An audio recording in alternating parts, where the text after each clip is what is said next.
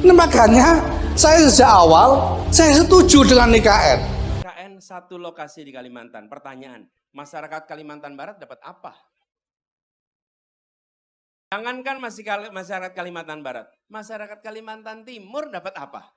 Sulit untuk melarang publik mengatakan Ketua PBNU ini tidak berkampanye untuk paslon nomor urut 2.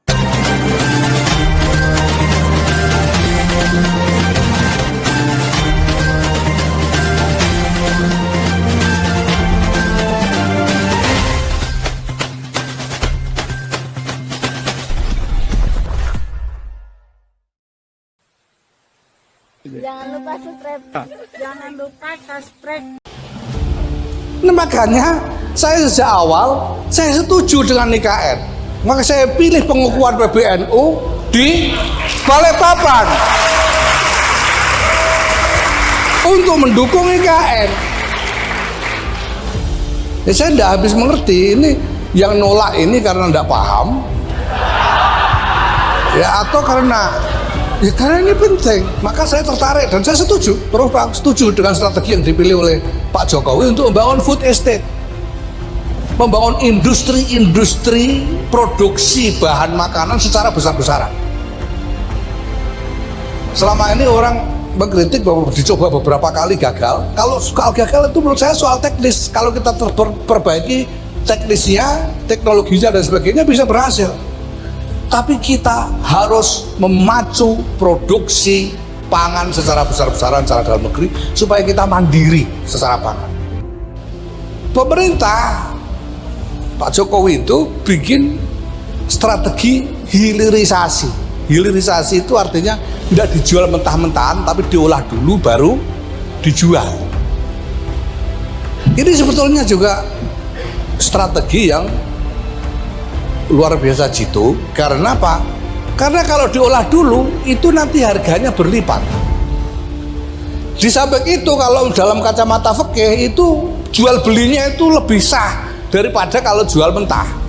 Bang Anies, untuk pertanyaan pertama Bang Anies, ini kan kebetulan kita di Pontianak Bang Anies, di Kalimantan Barat. Nah, yang lagi hangat di Pulau Kalimantan ini adalah adanya pembangunan IKN. Kita lihat di berita kayaknya Bang Anies dan Caimin itu ada suatu kurang sreg nih sama IKN. Selain itu juga kita tahu di Kalimantan ini ada program food estate nih Bang Anies. Kemarin kita lihat udah ada ini kabarnya ada jagung ditanam di polybag begitu. Dan Bang Anies juga menyampaikan bahwa katanya food estate ini tidak berpihak kepada petani.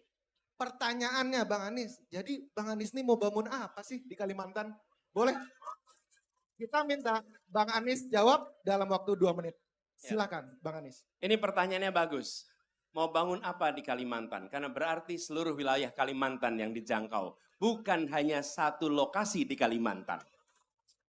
Oke? Itu bedanya. Karena ketika kita bicara dua hal itu, IKN satu lokasi di Kalimantan. Pertanyaan, masyarakat Kalimantan Barat dapat apa? Jangankan masyarakat Kalimantan Barat, masyarakat Kalimantan Timur dapat apa? Oke?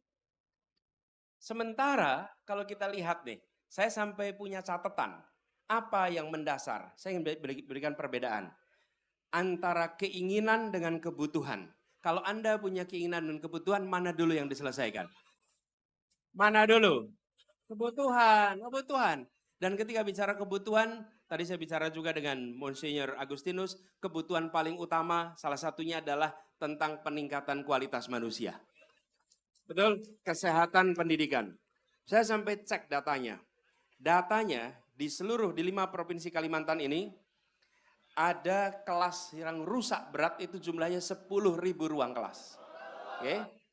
79.000 itu SD, SMP, SMA sampai dengan SLB.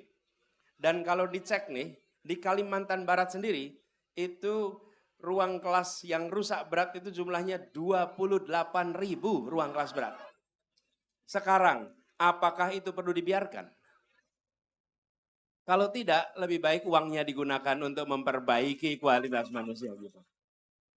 Nih, kita ingin di Kalimantan jalan-jalan terbangun dengan baik. Betul. Dan datanya nih, Kalimantan Barat ini salah satu provinsi di antara 10 provinsi yang paling banyak jalan rusaknya. Yang jalan rusak di Kalimantan Barat ini jumlahnya berapa? 3.700 km jalan rusak. Oke, haruskah itu dibiarkan? Gunakan dananya untuk perbaiki jalan-jalan rusak di sini. Jadi, ketika kita bicara tentang pembangunan, pikirkanlah pembangunan untuk satu pulau, untuk seluruh penduduk di pulau ini, bukan hanya satu lokasi. Kemudian seakan-akan semua mendapatkan sesuatu. Tidak, yang mendapatkan adalah mereka yang bekerja di tempat itu. Mereka yang tidak bekerja di tempat itu, mereka tidak mendapatkan apa-apa. Oke? Pertanyaannya, mungkin kita bangga karena ada sebuah kota terbangun di pulau kita. Akankah kebanggaan itu mengubah nasib kita? Bereskan kebutuhan dasar, bereskan hal-hal yang memang fundamental, dari situ Kalimantan akan maju, rakyatnya akan sejahtera. Oh, saya belum jawab food estate. Apa? Waktunya sudah habis. Iya. Jadi saya tadi mau, waktunya udah habis Bang Anies. Cuman tadi saya mau motong juga, kayak nanti malah dipotong. Saya mau lanjutin gitu. Jadi saya agak takut juga. Nih rame banget Bang Anies soalnya. Pontianak emang keren banget Bang Anies. Tepuk tangan dulu dong. Saya jawab singkat aja soal food estate ini. Teman-teman sekalian, kami lebih mendorong bukan food estate, tapi jaminan pembelian panen. Atau disebut dengan kontrak farming. Apa itu? Petani menanam, merawat sampai panen, dan kita berkontrak untuk membeli hasil panen mereka selama 5 tahun. Oke? Jadi petani-petani itu ketika menanam tenang. Kenapa? Karena dia tahu nanti harga jualnya dan ada ambang bawah dan ambang atas batasnya. Dan itulah yang disebut sebagai kontrak farming. Kalau kita gunakan seperti food estate, apa yang terjadi? Dana itu dialokasikan untuk korporasi, membuka lahan baru, mereka menanam baru, dan apa yang terjadi? Petani kita yang sudah bergenerasi tidak mendapatkan faedahnya, tidak dapat manfaat. Plus potensi kerusakan lingkungannya besar. Karena itulah kita merasa ini adalah kebijakan yang tidak berpihak pada rakyat kebanyakan. Itu yang harus digeser. Makasih. Baik, terima kasih Bang Anies untuk jawabannya. Assalamualaikum warahmatullahi wabarakatuh. Kita berjumpa kembali. Saya Bustaminarda.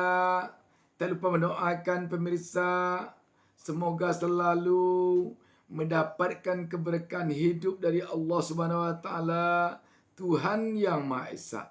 Dan semoga para pemimpin kita yang sekarang sedang memimpin, para calon pemimpin kita yang nanti mungkin akan memimpin, mendapatkan petunjuk ke jalan yang benar dari Allah Subhanahu wa taala, Tuhan yang Maha Esa.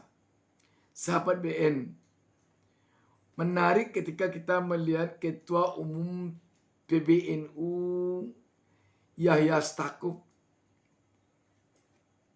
bicara tentang food estate, bicara tentang hilirisasi, bicara tentang IKN.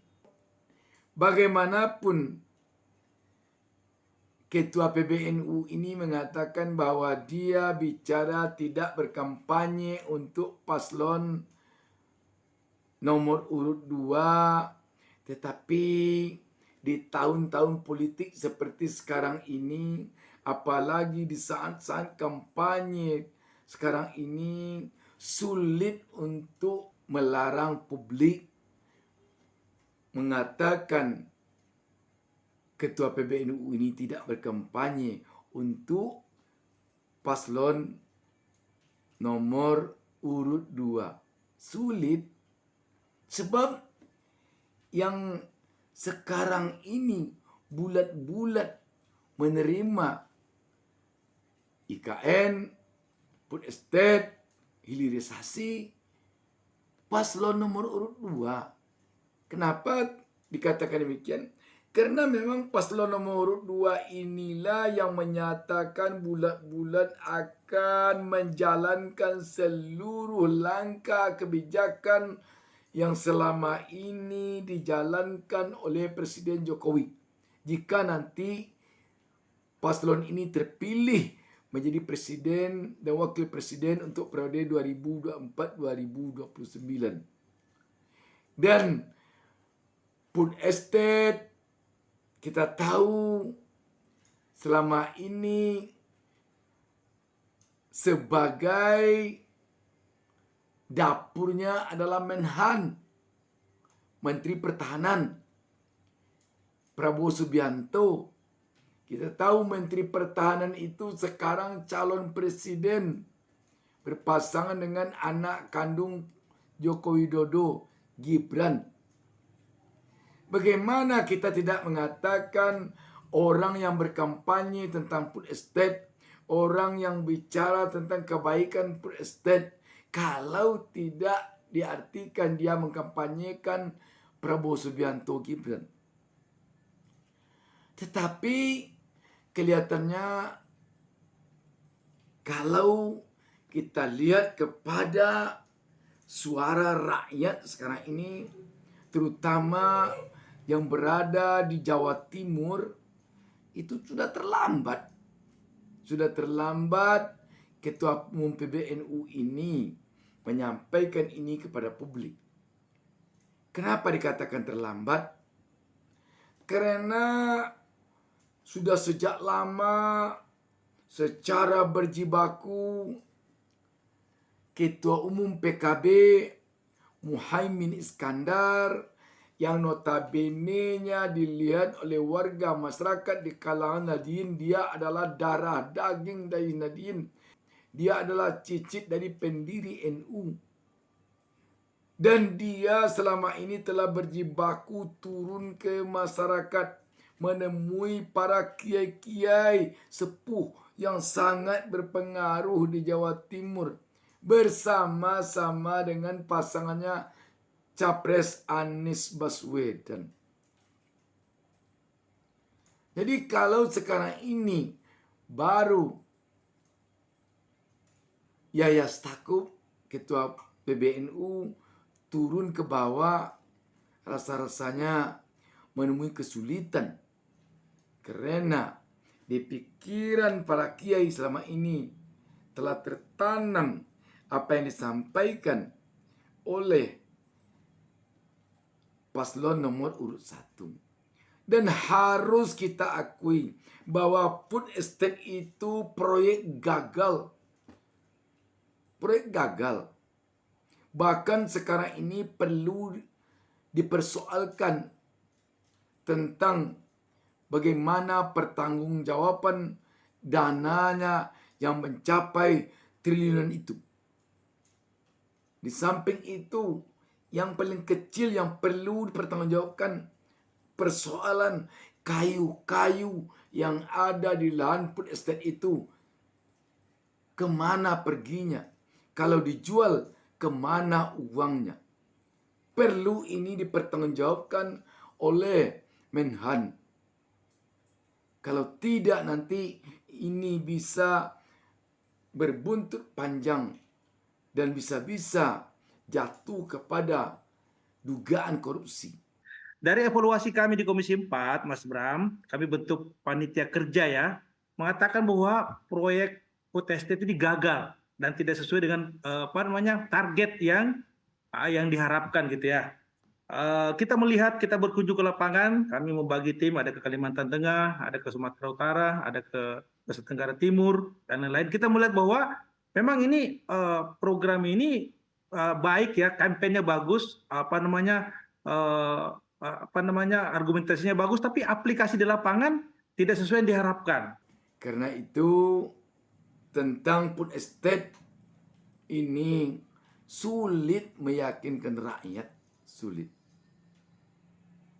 Tentang IKN sudah sejak lama pasangan urut nomor 1 Anies Caimin ini bergerilya di seluruh wilayah Indonesia, mengatakan, menyampaikan kepada tokoh-tokoh masyarakat, kepada masyarakat dari kalangan atas sampai kalangan bawah, bahwa IKN ini bukan dihentikan oleh Anies Caimin jika mereka nanti terpilih.